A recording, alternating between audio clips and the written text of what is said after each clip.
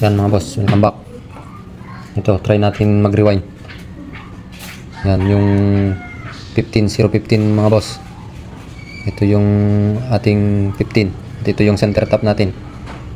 Itong isa, yung 15. Dahil dual yung kukunin natin mga boss. Dual 15. Yan, 15015 yung kukunin natin. Itong dalawang to mga boss. Yan yung zero natin or center tap. Para dito mga boss. Yan. 15 yung kailangan natin para sa input buffer.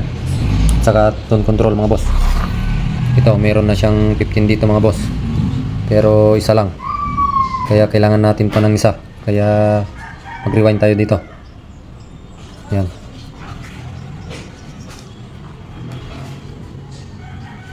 Yung kabila mga boss. Tapos na natin to. Meron na siyang 15.8.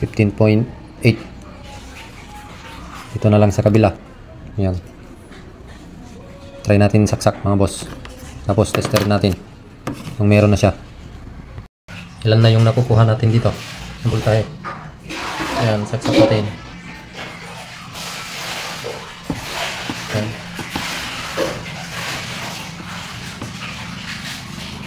Sukat tayo dito ng voltahe mga boss. So yan. Nakasaksak na mga boss. Tester natin kung ilang voltahe na dito sa kabila.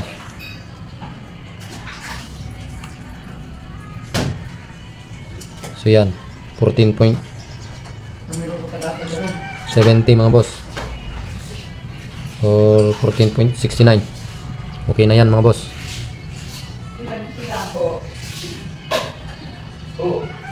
Same lang dito kabila.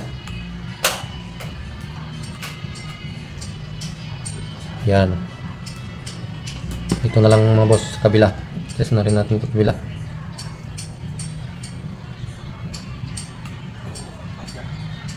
Yan, nasa 12.39 pa lang mga boss. Siguro mga 10 turns pa mga boss para makuha natin yung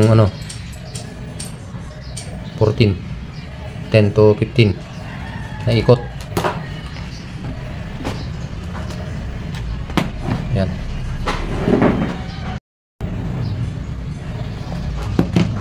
Tuloy na natin ito mga boss.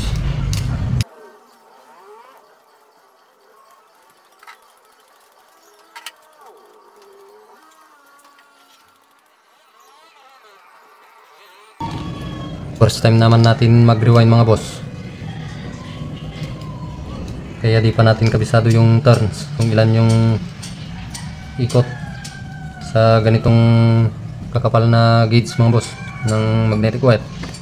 Kaya yung natin dito, kada ikot natin, test ulit natin ng voltahe kung ilan na yung nakukuha natin kada ikot natin mga boss.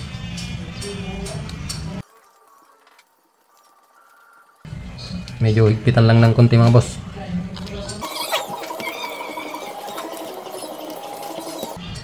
So yan mga boss. Ngayon, test ulit natin kung ilan na yung voltahe mga boss dito.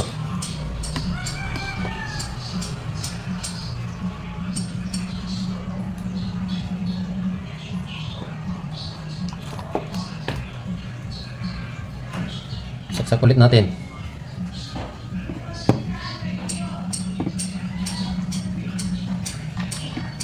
Yan. Tapos mag-test tayo sa DC. Ito yung center tap natin. Ito yung kabila natin na natapos natin mga boss. Hindi pa pala kita. Yan. Ayan, 14.67 sa kabila mga boss. Yan. Meron ng 16 mga boss. 16.37. So magbabawas tayo mga boss. Nagsobra tayo. Yan. Para ipantay natin dito sa kabila. Yan, 14.69. Yan. Dapat 14 din dito mga boss para pantay sila. Kaya magbabawas tayo. Yan.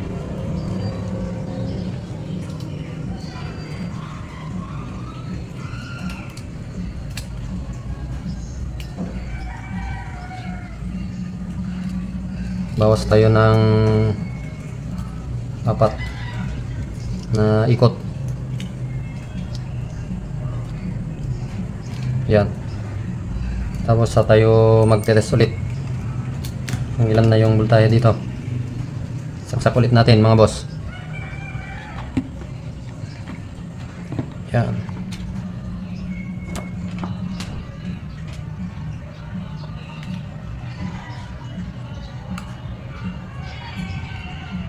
Yan, 10.29.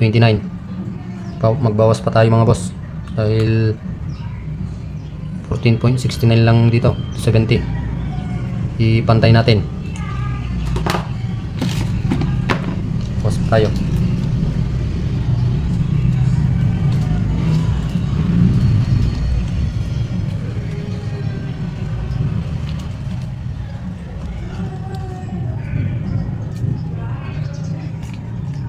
Yan. Mag-test ulit tayo ng voltahe. Saksak ulit natin mga boss.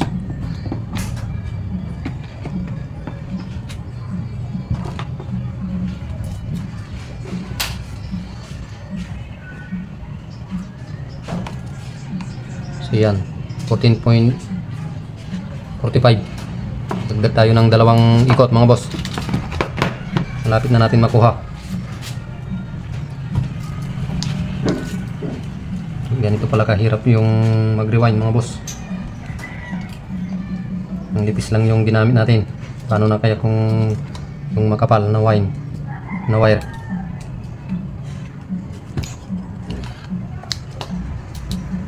Yan. Tapos test ulit tayo kung ilan na yung voltahe dito mga boss, para may pantay natin. Saksak natin. Yan.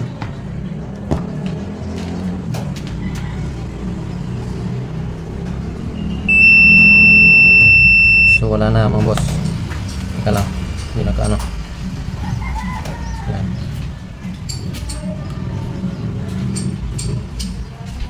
So yan mga boss, 14.65.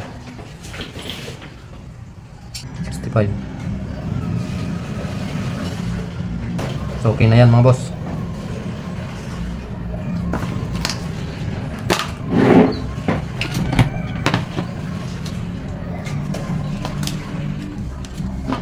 Putulin na natin dito.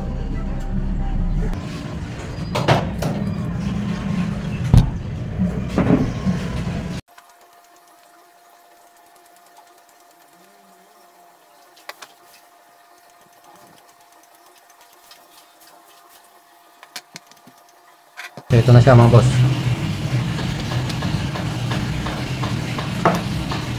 Yan. 14.014 mga boss yung nakuha natin. Yan, dalawa.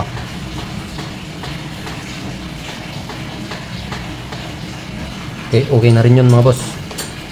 Para dito. Yan. 15.015. Pero yung nakuha natin dito 14. Pataas. Sa may tone control mga boss.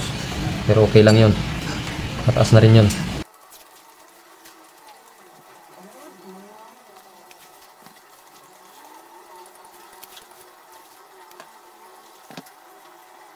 Ilalagay pa tayo ng 12012 para sa relay protection sa amplifier. Yan, ito na. 14.014 natin mga boss, dalawa. Yan. Na rewind natin. Tapos ito yung 220. Tugtong na lang tayo ng ano mga boss, wire dito. Ang hirap palang mag-rewind. Paano na kaya kung yung force winding yung i-rewind natin, yung hanggang 1000 turns for ikot mga boss, mas mahirap na yon. Ito ilang ikot lang to, mahirap na din. Paano pa kaya yon? Tapos na natin yung 14 mga boss, yung 15, pero 14 lang yung nakuha natin dito, pero malapit naman sa 15. Yan, kaya dito maglalagay pa tayo ng 12.012 mga boss para sa relay protection sa amplifier, sa supply niya mga boss. 12.012.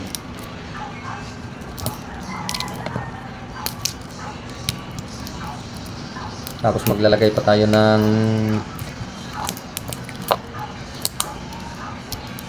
isang 15 mga boss, 15015 para dito.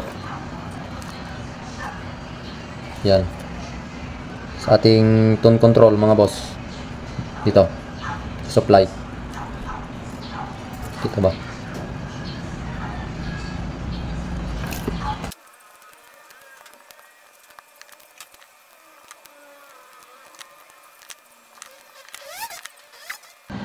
Sa mga magagaling na dyan mga boss, pa-comment nga kung tama yung ginagawa natin. Yan, ngayon lang tayo gumawa nito mga boss. Magagaling dyan, mag-rewind, pa-comment naman mga boss, tama tong ginagawa natin. Hindi na natin binibilang yung ikot natin mga boss, basta mag-check na lang tayo ng voltahe dito kung alin yung kukuha natin. Hindi na natin binilang.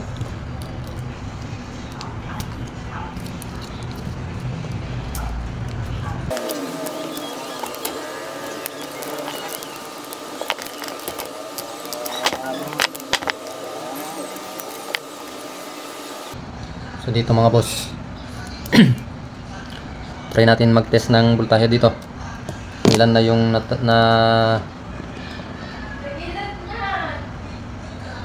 nagawa nating volts, kung ilan na yung voltahe. So same procedure mga boss, saksak lang natin tong transformer, saka tayo mag-test dito ng voltahe. Yan. So ito mga boss, so yan na mga boss, nakasaksak na.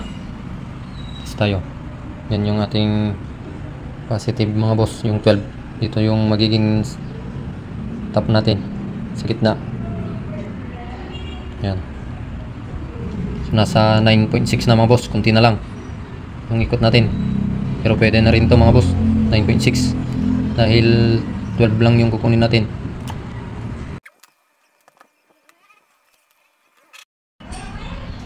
So ito na yung pinaka center top natin mga boss, yung 0.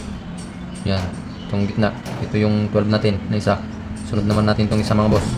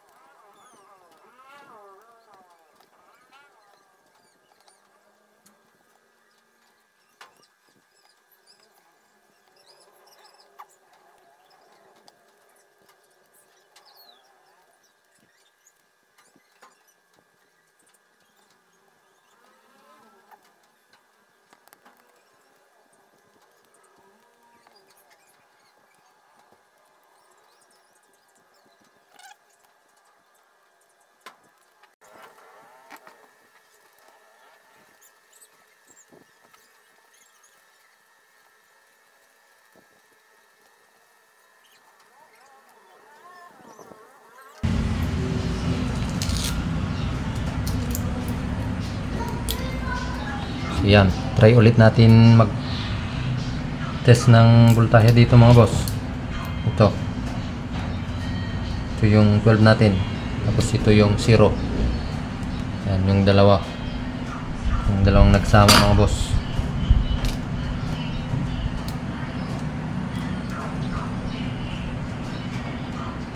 Kuskusin lang natin mga boss.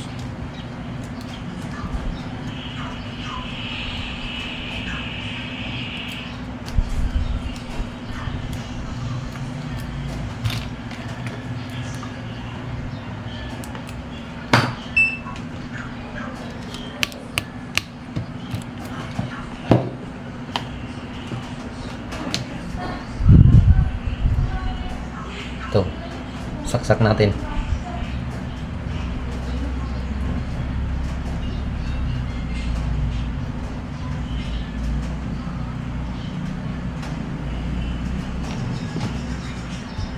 So yan, nakasaksak na mga boss. tayo dito ng voltahe.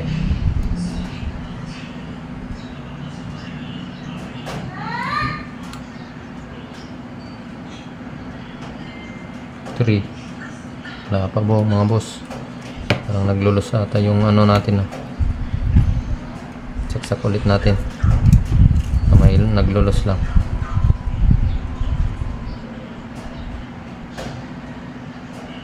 So yan mga boss, 7.2.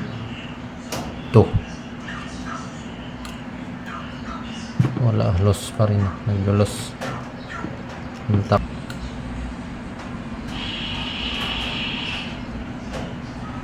Yan, 9.48 sa kabila.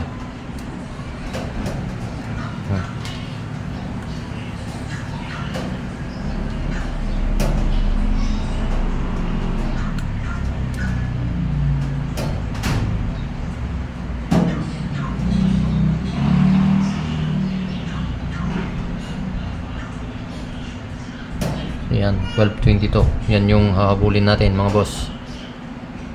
Kita ba mga boss? Parang hindi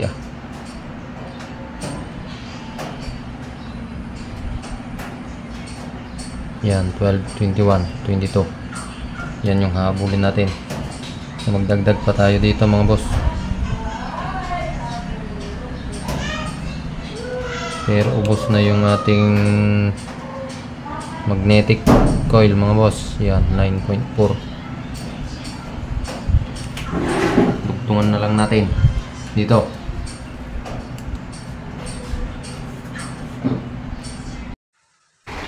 So ito na mga boss, nadugtungan na natin at natapos na rin. Ito yung kalabasan yung ginawa natin mga boss. Yan, meron siyang 14.58, tapos 12, 012, tapos 012 mga boss. Dalawang 14, 014 yung nagawa natin, tapos isa na 12, 012 at isang 012. Salamat sa panonood mga boss.